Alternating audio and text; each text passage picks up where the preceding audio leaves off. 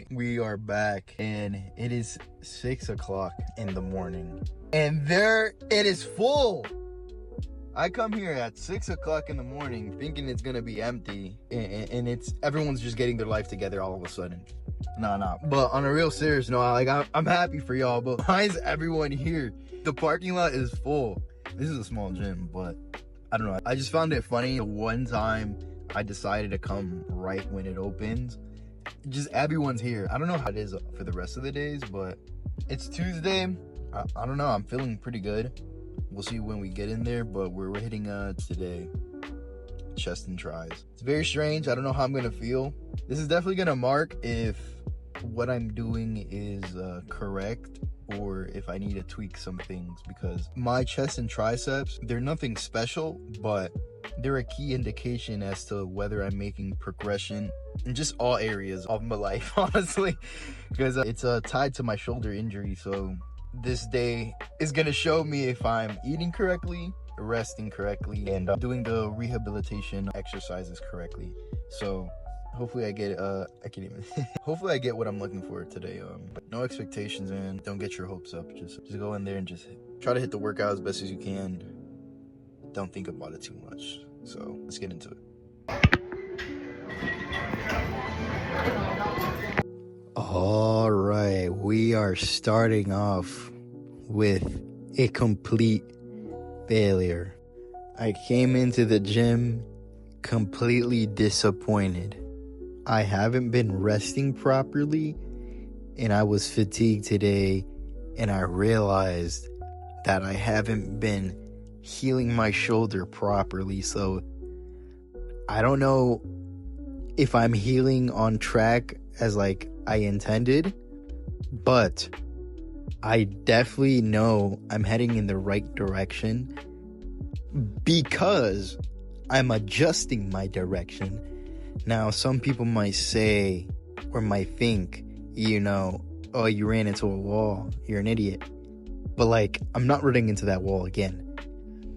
Long story short is that I've been working out a bit wrong, and it's catching up to me.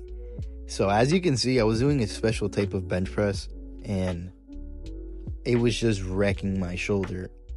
So I'm just gonna switch to flies, and I did a couple of rehabilitation exercises that I didn't record because honestly most people aren't gonna need that. So I just stuck to some flies here, and I did some cable push downs. Unfortunately, because everyone and their grandma wanted to come to the gym today, I couldn't really get the best angles, but I did a pretty good job on getting the best that I could. And honestly, this is all you really need to see.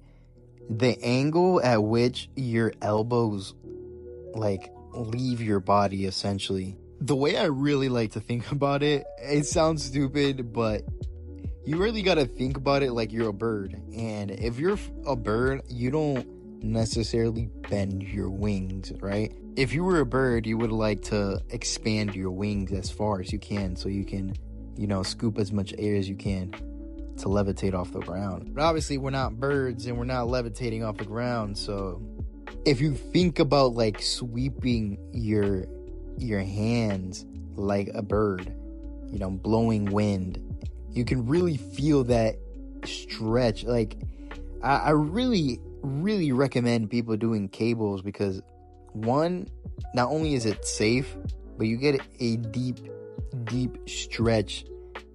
It's unfathomable. You can't get it with any other exercise. I think I'm really gonna see a bunch of people probably switching to cables because they're gonna realize soon that you can really stack this thing up and go crazy. I mean crazy.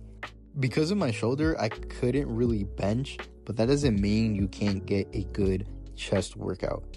I managed to squeeze out every muscle fiber that I could, and I ended up doing dips at the end, which is by Mike Mentzer considered the squat of the upper body, and I totally agree.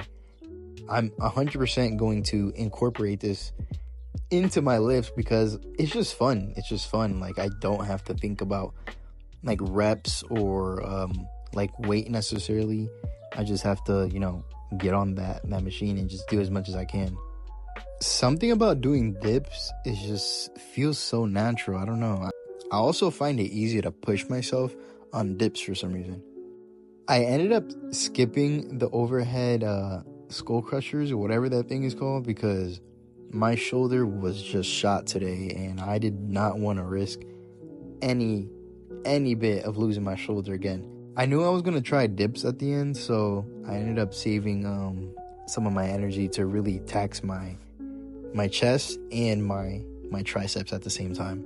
Mike Mensert also said that the dips is just a superior, the best movement for tricep as well. I really believe some of the things this guy says because he's one of the only people to get a perfect score in the bodybuilding scene. Like, I don't know how to put that in perspective, but no one's really been considered to have the perfect physique.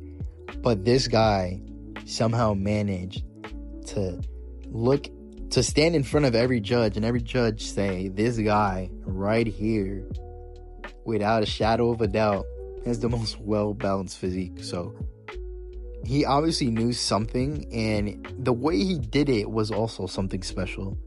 It was not just on a whim like some other guys do it. This guy had it all written down, and also other people have gone through his training style. So he is a very credible source. I wouldn't hold him to the Bible, but I definitely recommend you guys giving him a try.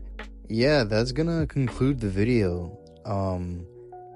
Yeah, that was a definitely interesting workout. It was definitely very informative.